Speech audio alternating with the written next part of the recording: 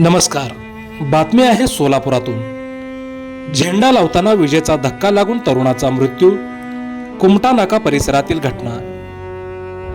कुमटा नाका परिसरातील स्वागतनगर रोडवरील मंडपाच्या समोरील स्वागत कमानावरील झेंडा लावताना विजेचा धक्का लागून तरुणाचा मृत्यू झाला. ही दुर्दैवी घटना काल बुधवारी रात्री 7:30 वाजण्याच्या सुमारास घडली. केतन रमेश पाटोळे वय 24 राहणार भारतनगर कुमटा नाका सोलापूर असं या दुर्दैवी घटनेत मृत्युमुखी पडलेल्या तरुणाचं नाव आहे. यशवंत सोसायटी स्वागतनगर येथील रस्त्यावर होत असलेल्या कार्यक्रमासाठी मंडप उभारण्यात आला होता. या मंडपासमोर स्वागत कमानही उभारण्यात आली होती. या स्वागत कमानीवर झेंडा लावण्यासाठी केतन हा स्वागत कमानीवर चढला होता.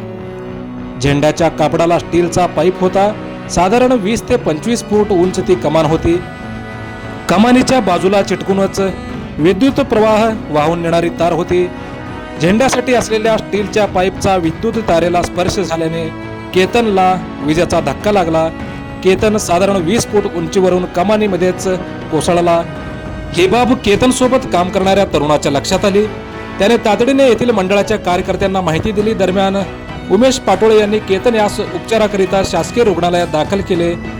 केतन हा उपचारापूर्वीच मृत झाल्याचे डॉक्टरांनी तपासणीनंतर घोषित केले. केतनच्या पश्चात आई आहे.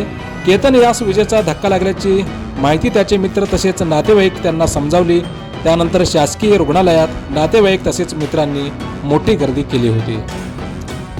केतनच्या अकाली निधनामुळे परिसरात हळहळ व्यक्त केली जात आहे.